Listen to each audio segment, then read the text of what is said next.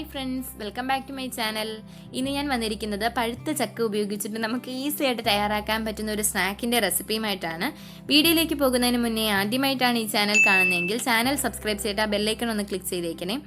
ഈ ഒരു സ്നാക്ക് തയ്യാറാക്കാൻ വേണ്ടിയിട്ട് ഞാനിവിടെ 1 കപ്പ് പഴുത്ത ചക്ക എടുത്തിട്ടുണ്ട്. ഇത് ചെറിയ കഷ്ണങ്ങളായിട്ട് മുറിച്ച് വെച്ചിട്ടുണ്ട്.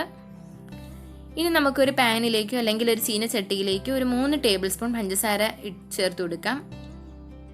ഈ പഞ്ചസാരയൊക്കെ ഒന്ന് ജസ്റ്റ് ഒന്ന് സോഫ്റ്റ് ആവാനായിട്ട് തുടങ്ങും, ഒന്ന് അലിഞ്ഞു കിട്ടും. ചെറിയ ഫ്ലെയിമിൽ വേണം വെക്കാനായിട്ട്. ഇനി ഞാൻ ഇതിലേക്ക് ചേർക്കുന്നത് ഒരു 1/4 കപ്പ് തേങ്ങ ചിരകിയതാണ്.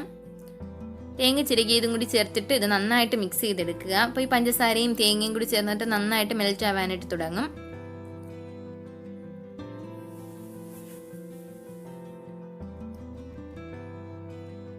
അപ്പോൾ അത് ജസ്റ്റ് ഒന്ന് മെൽറ്റായിട്ട് നന്നായിട്ട് ഒരു ബ്രൗൺ കളറായിട്ട് വന്നിട്ടുണ്ട്. ഇനി നമുക്ക് നമ്മൾ അരിഞ്ഞു വെച്ചിട്ടുള്ള ആ ചക്കയില്ലേ, അത് ഇതിലേക്ക് ഇട്ട് കൊടുക്കാം. ഇനി ഇതെല്ലാം കൂടി കൂട്ടിയിട്ട് നന്നായിട്ടൊന്ന് മിക്സ് ചെയ്തെടുക്കുക. ചക്ക ചെറുതായിട്ടൊന്ന് വെന്ത് കിട്ടണം നമുക്ക്, എങ്കിലേ നമുക്ക് ഈ ഒരു സ്നാക്ക് കറക്റ്റായിട്ട് കിട്ടുകയുള്ളൂ. അപ്പോൾ അതുകൊണ്ട് നിങ്ങൾ നന്നായിട്ട് മിക്സ് ചെയ്തിട്ട് ഒന്ന് അടച്ചു വെക്കുകയാണെങ്കിൽ പെട്ടെന്ന് റെഡിയായി കിട്ടും. ഒരു 2 മിനിറ്റ് ഇതൊന്ന് അടച്ചു വെച്ചിട്ടുണ്ട്. അപ്പോൾ ഇത് നന്നായിട്ട് വെന്ത് വന്നിട്ടുണ്ട്, കണ്ടില്ലേ? ഇനി ജസ്റ്റ് ഇതൊന്ന് ഇങ്ങനെ ഒന്ന് ഒടിച്ചു കൊടുക്കുക. നന്നായിട്ട് സോഫ്റ്റ് ആയിട്ട് വരുന്നിട്ടുണ്ട്. ഇനി ഞാൻ ഇതിലേക്ക് ഒരു 1/2 ഗ്ലാസ് പാല് ചേർത്ത് കൊടുക്കുകയാണ്.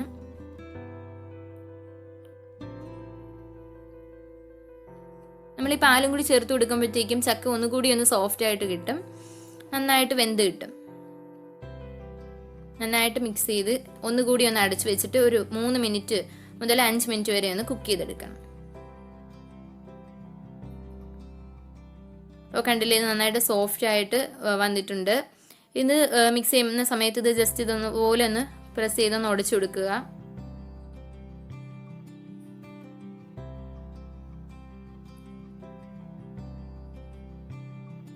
ഇതുപോലെ ജസ്റ്റ് ഒന്ന് പ്രസ് ചെയ്ത് കൊടുത്താൽ മതി, നന്നായിട്ട് ഉടഞ്ഞു കിട്ടിക്കോളും. ഇനി ഞാൻ ഇതിലേക്ക് ഒരു ടീസ്പൂണോളം നെയ്യ് ചേർത്തിട്ടുണ്ട്. ഈ നെയ്യും കൂടിയൊക്കെ ചേർക്കുമ്പോൾ ഇതിന് ഈ ഒരു സ്നാക്കിനൊരു പ്രത്യേക ടേസ്റ്റാണ്. നല്ലൊരു സ്നാക്കാണിത്. അപ്പോൾ എല്ലാവരും ഒന്ന് തയ്യാറാക്കി നോക്കുക. 1/4 ടീസ്പൂൺ.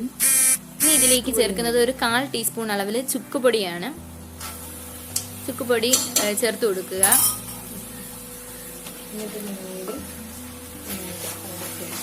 നന്നായിട്ട് മിക്സ് ചെയ്ത് നമ്മൾ ഇതുപോലെ ഒന്ന് ഉടച്ചു കൊടുത്തുകൊണ്ടിരിക്കുക, എങ്കിലത് നന്നായിട്ട് ഉടഞ്ഞു കിട്ടുകയുള്ളൂ. ഇനി ഇതിലേക്ക് ഒരു 2 ടേബിൾ സ്പൂണോളം അരിപ്പൊടി ചേർത്ത് കൊടുക്കുക.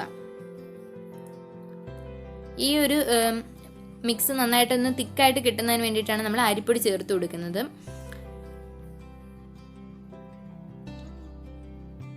ഞാൻ ഇവിടെ ഒരു 2 ടേബിൾ സ്പൂണാണ് ചേർത്ത് കൊടുക്കുന്നത്. അപ്പം നിങ്ങൾ നന്നായിട്ട് പഴുത്ത ഒരുപാട് ഇതിലും പഴുത്ത ചക്കയാണെങ്കിൽ അതിനനുസരിച്ച് ചേർത്ത് കൊടുത്താൽ മതി. അപ്പോൾ അരിപ്പൊടി ഇതിലും കുറച്ചും കൂടി ചേർത്ത് കൊടുക്കേണ്ടി വരും. അപ്പോൾ അത് നോക്കിയിട്ട് വേണം ചേർത്ത് കൊടുക്കാൻ. അരിപ്പൊടിയും കൂടി ചേർത്തിട്ട് ഒരുപാട് നേരമൊന്നും കുക്ക് ചെയ്യണമെന്നില്ല, പെട്ടെന്ന് തന്നെ റെഡിയായി കിട്ടും.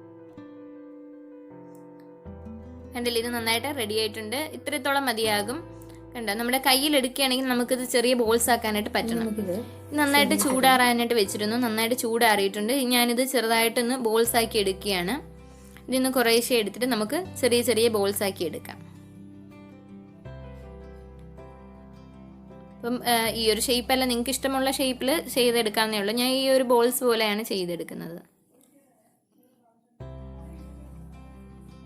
ഞാൻ എല്ലാം അതുപോലെ ബോൾസ് ആക്കി എടുത്തിട്ടുണ്ട്.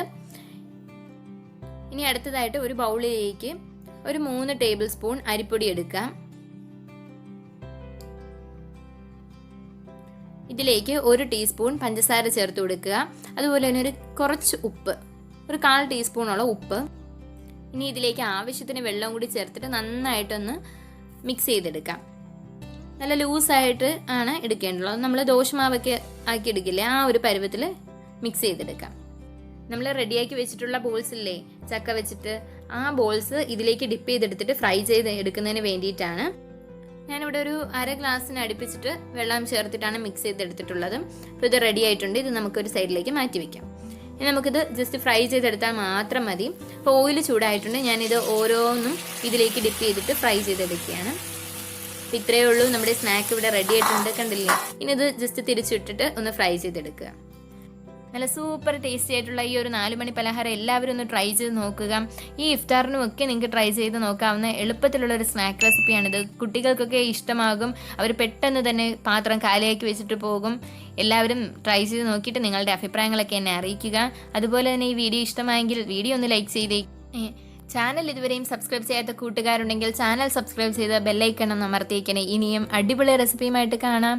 ബൈ.